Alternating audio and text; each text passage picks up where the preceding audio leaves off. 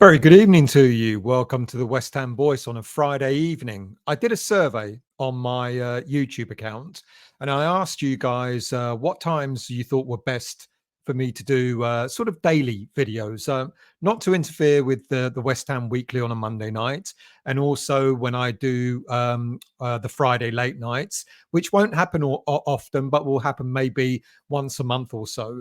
And for those of you who may follow me regularly, you'd know that I've been putting out morning videos, and they've been pretty good.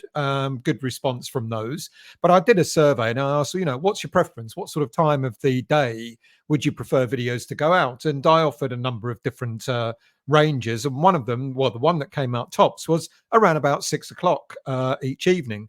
So here's the first. It might go out a little bit later than 6, but the principle is there.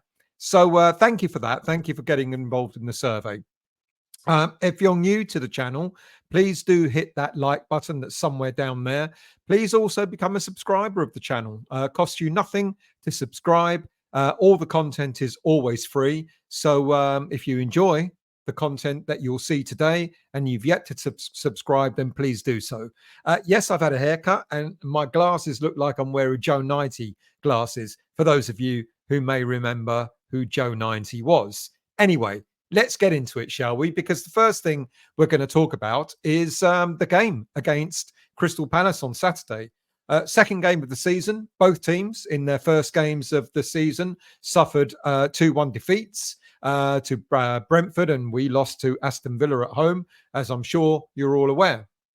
Of course, we're looking to bounce back tomorrow on Saturday in the London derby at 3 p.m. at Crystal Palace. Our last visit to Palace, let's forget about what happened in America, that 3-1 defeat. That's just friendlies, etc. But this one certainly wasn't a friendly when we got thumped at Crystal Palace at the end of last season, 5-2.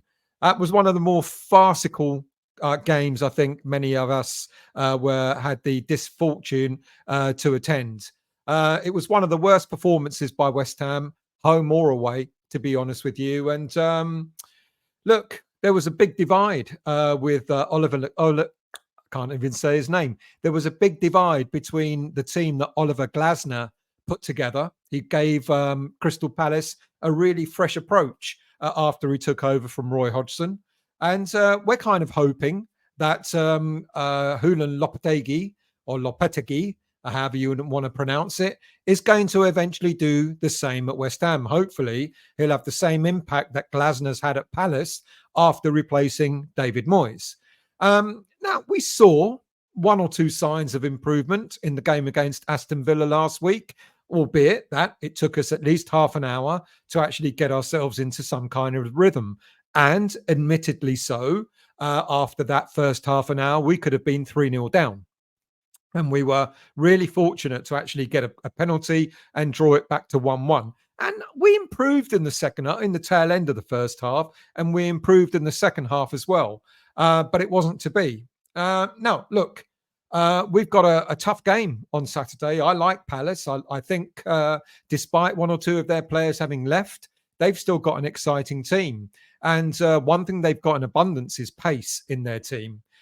In Glasner's pre-match press conference, he confirmed a number of players will not be made available against West Ham because of their pending transfers. So they'll be without Jordan Ayew, who's about to join Leicester. And they're also going to be without Joachim Andersen, who's about to move to Fulham. And this is on top of Michael Olise, who moved to Bayern Munich earlier in the transfer window. But Palace, they brought in some half-decent players, maybe one or two players that I would have liked to have seen at West Ham, to be honest with you. They spent 15 million euros on Ismail Assar from Marseille, and they got a free transfer of Daichi Kamada from Eintracht Frankfurt, the same Kamada who ended our dreams of reaching a Europa League final in a couple of years ago. They, of course, will be joining up with Mark Guehi, who's yet to be sold. Well done to Palace. They're holding out for the right fee for Guehi, and they don't believe that anyone's made the offer that's going to tempt them to let him go. And I think that's absolutely correct, because We did that with Declan Rice. We're likely to do that next summer with the likes of Kudus and maybe one or two other players that might end up leaving West Ham. So fair play to them for holding out. But they've still got options up front in terms of speed, etc. The fantastic Eberechi Eze, and of course John Philippe Mateta to call on. So they're not a team to be to be taken lightly. I think Palace are a good team. I think they've got pace, and I think they're going to cause us issues. It's going to be about the sort of team that we put out to counteract, to counterbalance Crystal Palace's strength in speed on Saturday. And that pace is all important, not only for us in attack, but also in defense as well. And this is, I think, the kind of team that I would personally like to see being put out on Saturday. A couple of changes at the back. I'd like to see Aaron Wan-Bissaka taking his place at right back, playing against his old team, because he does have pace and he will give us that sort of that ability, that pace at the back. With the greatest of respect to Vladimir Coufal, I don't think he has anymore. I think Coufal, his pace has let him down. I think teams have sussed him out and they target him. I think Emerson has got decent pace on the left side, and I think with Kudus, and I'll explain why Kudus is there on the left side in a moment, I think they could help out. And I think with Wan-Bissaka and Jared Bowen, I think again they could be a foil for the pace that Crystal Palace might have on our right side of defence as well. I think Todibo has got to make his mark tomorrow. I think he will start alongside Kilman, who I think had an assured game last week against Aston Villa. Now, in defence, Rodriguez doesn't have pace, but I'm inclined to put Paqueta alongside him, with maybe Souček falling in just a little bit back as well, in order to give a little bit more strength in that midfield. Now, a lot of people would suggest that maybe Ward-Prowse should be playing in that defensive in that midfield area rather than Souček. So let's see what happens. But at this moment in time, I'm going for Souček. So if that changes, all very well. And then Bowen on the right. And the reason why I've got Kudus out on the left and not in the middle is because my understanding is that Crysencio Summerville suffered a small knock in training at West Ham during this week, and there's a small chance that he might not be available for selection tomorrow. Now, I've got him on the subs bench anyway, but there isn't a chance that he might not be available, and that's why I've kept Kudus out on the right. And then up front, I'm going for Füllkrug. You could argue maybe Antonio, because of his strength and pace, is probably better. But we need a player with a little bit more technique in attack in order to give the players like Kudus and Bowen a target to go for. And maybe Paqueta, maybe you might find Souček alongside Rodriguez tomorrow, with maybe Paqueta in a more freer role up front. So if you've got those sorts of players, you want someone technical up front. With the greatest of respect to Antonio, he doesn't have that technical ability. Now, people are suggesting that Alvarez is going to be back. I'm not too sure. I think there's an awful lot of mixed messages that are going on. And Alvarez did an interview on the West Ham United website today, talking about his progress and getting back into action, etc. But I'm not sure if he's ready just yet. I'd love him to be. Now, if he is ready, then I think we'll see Alvarez come in and Souček will be replaced with then Alvarez alongside Rodriguez, and then Paqueta further up front. So if Alvarez is back, I expect him to line up alongside Rodriguez and Paqueta push forward. But at this moment in time, from what I understand, with Summerville picking up a small knock, nothing serious, but it may just keep him out of the starting lineup. And with Alvarez not yet back to full fitness, I'm going with this team. So at the back, of course, Areola, Wan-Bissaka, Todibo, Kilman, and Emerson at the back. Two in the, let's say three in the middle, and you can decide who's alongside Rodriguez. The three in the middle: Rodriguez, Souček, and Paqueta. And out wide, you got Bowen and Kudus, and then up front, you got Füllkrug. Like I said, if Alvarez is available, I would expect him to line up alongside Rodriguez, probably drop Souček from the starting 11 and push Paqueta up front. So let's see what happens. But that sort of team, I think, gives us a little bit more balance and a little bit more pace. Kudus has got the pace out on the left. Wan-Bissaka has got good pace. We know Emerson's got good pace going forward. We know Bowen, all right, not pace, but he's got a bit of pace as well. So that's what I'm expecting to see lined up against Crystal Palace on Saturday. And I think with that team, we can cause them as much issues as they are likely to cause us. So it's going to be an interesting game. Do I expect a 5-2 drumming tomorrow? No, I don't. I think it's going to be a lot closer. I'm not going to lie to you. I think Palace are a good team. I think they're difficult to break away from home. And if we do get a win, I think it will be fantastic. But otherwise, I would walk away with probably a draw on Saturday. So let's see how that goes. What about some other news? Well, other news is, of course, we're still waiting. Not a lot really has changed, to be honest with you, when it comes to transfers, etc. We're still waiting for the final call on Carlos Soler. Look, we know now, apparently, Everton are showing an interest in the player. They're rumoured to want to go for him as well. But my understanding is Soler's preference is still West Ham United. He's been left out of the PSG squads. So we know something is brewing. Now, we wanted to buy him outright. Of course, it's all dependent on trying to move other players on, and that hasn't happened either. So it's looking as if we managed to agree a loan to buy deal, a loan with an obligation to buy deal on Soler. So I think that's going to happen soon. How long? I really don't know. We were half expecting it to be completed this week, but that hasn't happened.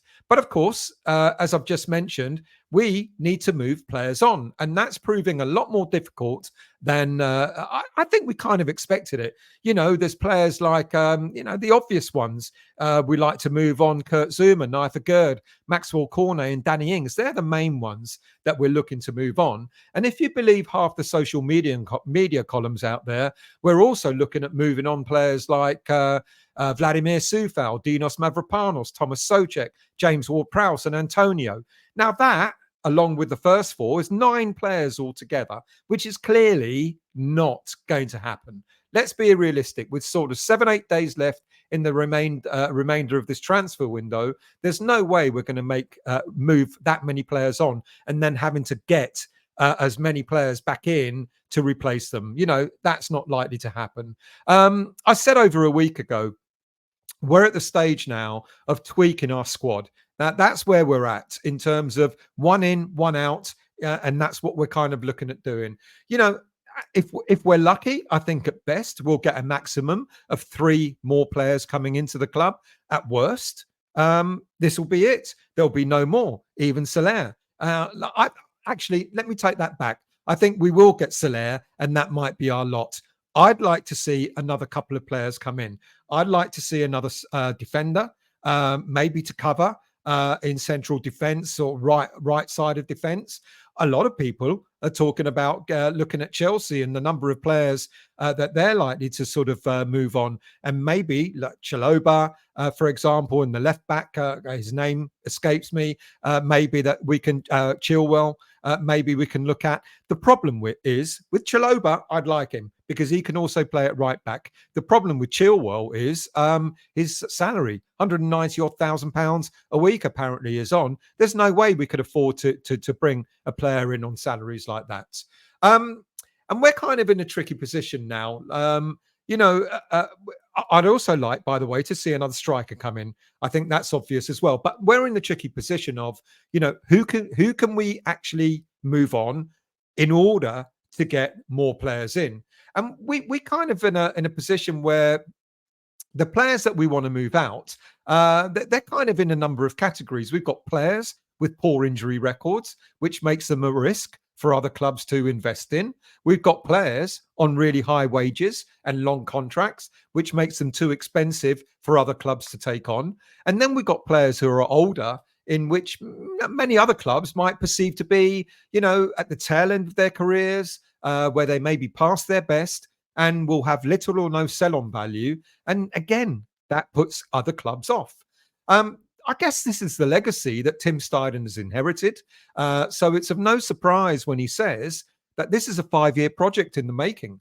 It's going to take 5 years to really. I think it will take a little less than that. But Steiden is hedging his bets, I guess. But I think it's going to take us a little longer, but not as long. Sorry, but it will still take a couple of seasons.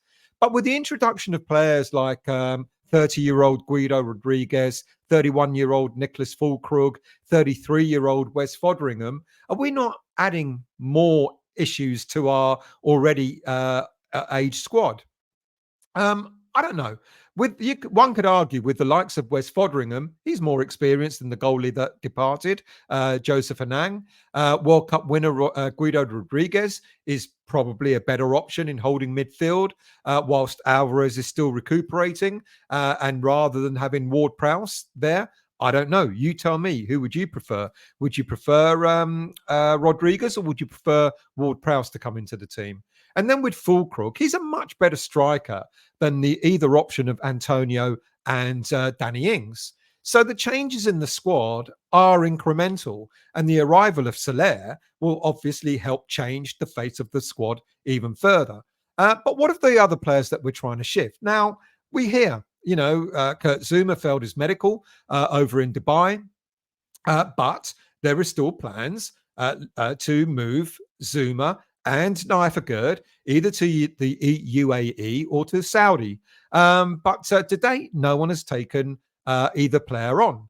And then, of course, we've got Maxwell Cornet, we've got we've got Maxwell Cornet, Vladimir Sufal, and Thomas Soucek. Apparent interest in them from Turkish clubs, but again, no firm bids have been made. And then apparently Stuttgart are looking to bring in Dinos Mavropanos back to the club that we bought him from. But just like Thomas Soucek has said in midweek, he has stated, Mavropanos, that he's got no interest in leaving West Ham United at all, which kind of leaves us with James Ward-Prowse, Danny Ings, Mikel Antonio, where there's been vague stories of teams like Southampton being interested in Ward-Prowse and Danny Ings, and Wolves being interested in Antonio. But as I've said to date, there's been no movement at all. So that forces us to reconsider the approach for Soler. As I said, we wanted to buy him outright, but now the pursuit is negotiating a loan with obligation to buy deal. Let's hope we get that one through. And if that's the only other transfer that we make, I guess we're going to have to make do with the squad that we've got. It's not a bad squad, but we know players like Zouma, Ings, and players like Zouma, Ings, and Cornet are not likely to be making the senior squad at any time. They'll be left. They won't even be on the bench for most of the games. I don't even think Zouma will be named in the 25-man squad eventually.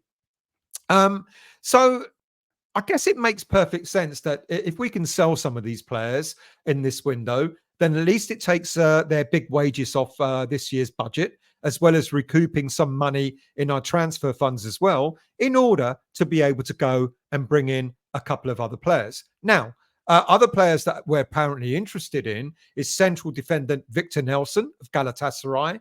But I think with Todibo coming to the club and Mavropanos looking to move on, I'm not sure how much mileage there is to this particular story. And then we're also interested in Middlesbrough's defensive midfielder, Hayden Hackney, 22 years of age. This English defensive midfielder is said to be getting quite a lot of attention from several clubs because of his performances over the last season or so.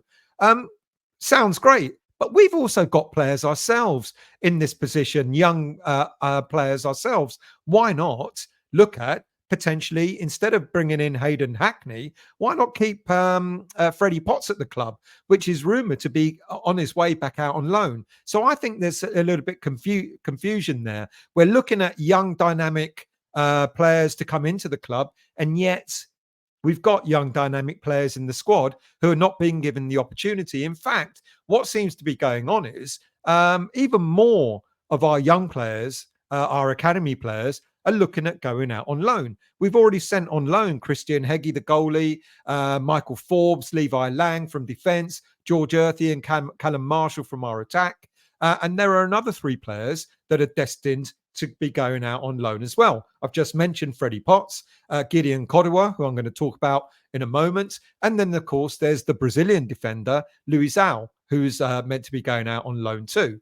So going back to Potts, with regards to Potts, apparently there's an opportunity for him to go back to Wycombe Wanderers in League One, but there's also an opportunity to go on loan to newly promoted Portsmouth, who are now in the Championship. Now, I think it would be a great move for Potts to go to Portsmouth and show what he's capable of, only if he manages to get enough game time. Because if he doesn't get any game time, there's no point sending him out on loan.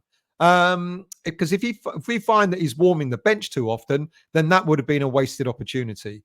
Gideon Kodua this evening, has signed an extended deal with West Ham till 2026, and he's immediately been sent on loan to Wycombe Wanderers. He's a fantastic player. I like him. He's a bit of an unsung hero, a bit of a quiet player. He doesn't get the headlines like, I don't know, George Earthy and various other young players are getting. But I think he's a solid player. He's a really, really good player who's developed through the youth ranks. He was the captain of our double winning team, the under-18s team, a couple of seasons ago.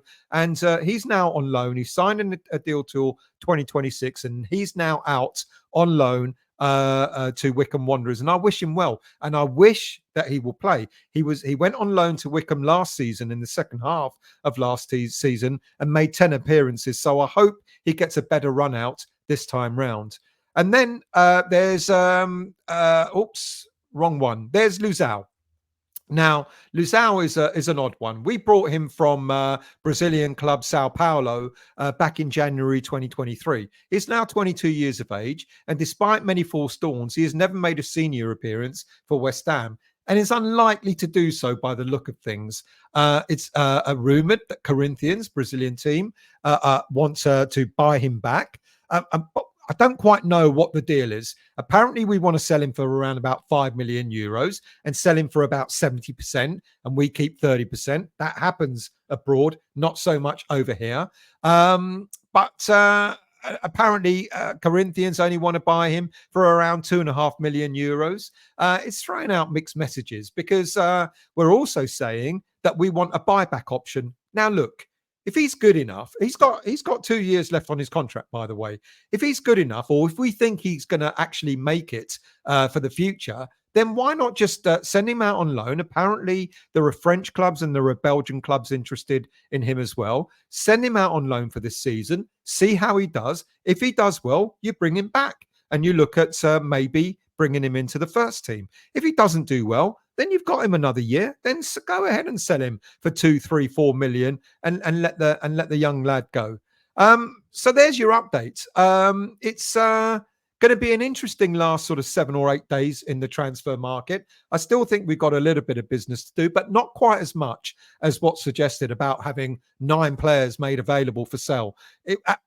At best, I think we will move 3 players on, which means that we could bring another 3 players in. At worst, I think it will just be Soler, and that will be our lot.